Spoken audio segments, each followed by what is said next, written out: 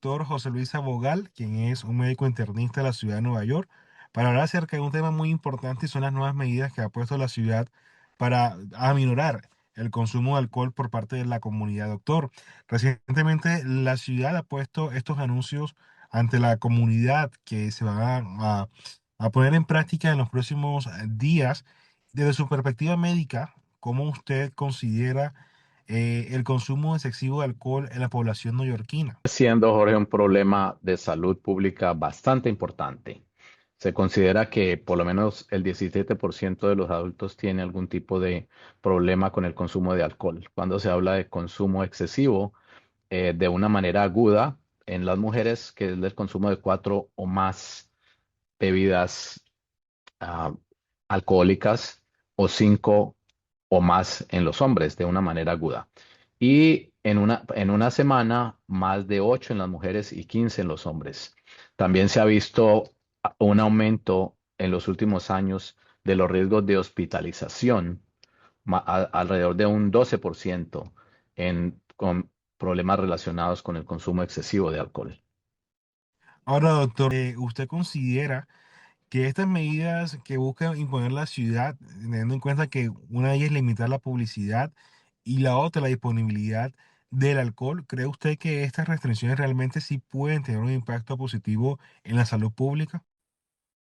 Yo creo que sí, porque hay estudios que muestran de que en los vecindarios donde hay más puestos de venta de alcohol, el consumo de alcohol es más prevalente, se sabe también.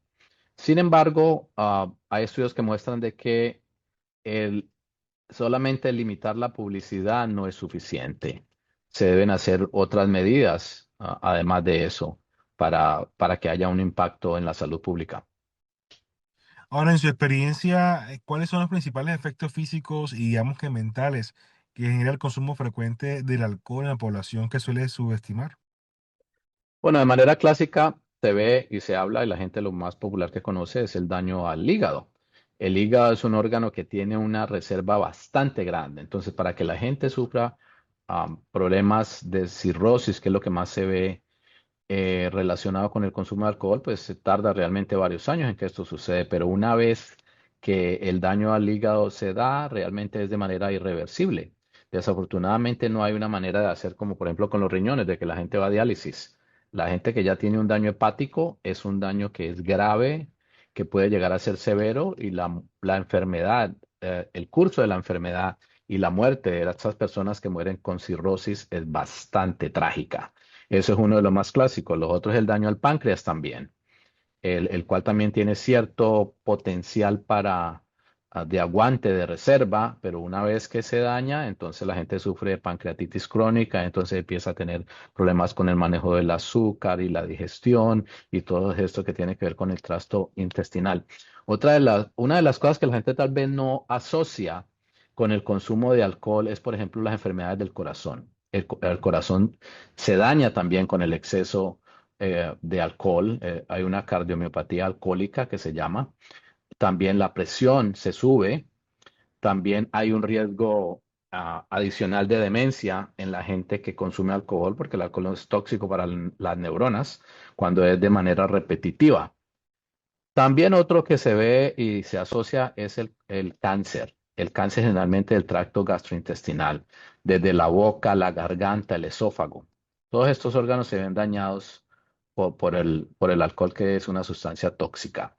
También disminuye el sistema inmunitario y hace a la gente más predispuesta a las infecciones.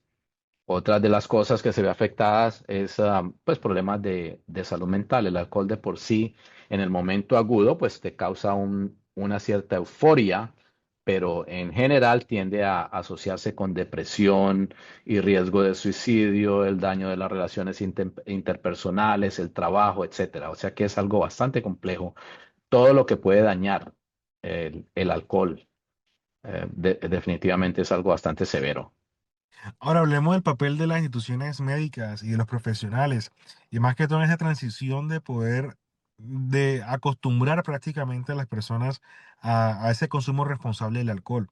¿Qué papel deberían de jugar los médicos y las instituciones médicas?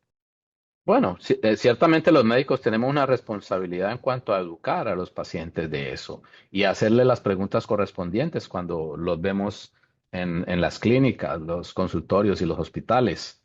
Siempre que hay un contacto, saber si esta persona, ese es uno de los problemas que tiene, porque sabemos que tiende a ser crónico y todo lo que hablamos de que puede dañar. Sin embargo, como todos los problemas de salud, la responsabilidad no solamente son de los médicos. O sea, no la gente hace estas cosas que son tóxicas, como fumar, consumir drogas, no tener una alimentación adecuada y venir al doctor para que te haga un toque mágico y ¡chas! Ya todo está curado. No, los médicos tenemos una responsabilidad, pero hay otras instituciones también que tienen responsabilidad. Por ejemplo, en las escuelas, desde manera temprana, educar a los niños sobre los daños que ocasiona el alcohol desde manera temprana para que ellos vean, cuando el momento en que ya ellos puedan consumir alcohol de manera legal, ellos sepan a qué se están ateniendo. Y lo cierto es que también muchos niños empiezan a consumir alcohol en la casa de manera no legal, porque pues si hay una cultura de consumo de alcohol en la casa y eso generalmente empieza más temprano. Lo cierto es que es con el ejemplo que se enseña y esto es importante, que sea consumo de manera responsable, ¿sí? Eso es lo que se trata de enseñar en cuanto a los médicos, en cuanto a las instituciones educativas, las escuelas, desde jóvenes, los niños y las universidades también, porque cuando ya llegan a la universidad donde es legal consumir alcohol, deben saber ah, cuáles son los límites para que no meterse en problemas. De eso se trata. Las instituciones educativas, las instituciones comunitarias y obviamente el Alcohólicos Anónimos y la que se llama Al-Anon, que es soporte para los familiares de las personas que tienen problemas con alcohol, también es importante. Ahora, doctor, para terminar, ¿usted cree que para que esta política tenga éxito, sí o sí debería ir acompañada también de, como usted le decía ahora, un acompañamiento psicológico comunitario y teniendo en cuenta también que pueda soportarse en el tiempo esta política, poder fortalecerse, ¿de qué manera se puede fortalecer esta política para poder sostenerse en el tiempo? Más bien es la pregunta. Deben ser estrategias múltiples, no solamente la parte publicitaria o la parte de, de control gubernamental en cuanto a eso y en cuanto a restringir, sino debe ser multidisciplinaria, como te digo, desde educación temprana, intervención temprana y con todas estas recursos de los que hablábamos en la pregunta anterior, ¿no? Las escuelas, las instituciones comunitarias, las iglesias, todos estos centros donde la gente se reúne y educar a la gente sobre los daños que puede producir el alcohol de manera aguda y crónica, el aumento de accidentes automovilísticos, el abuso en cuanto a la casa, el abuso también se ve aumentado cuando la gente consume alcohol, ¿no?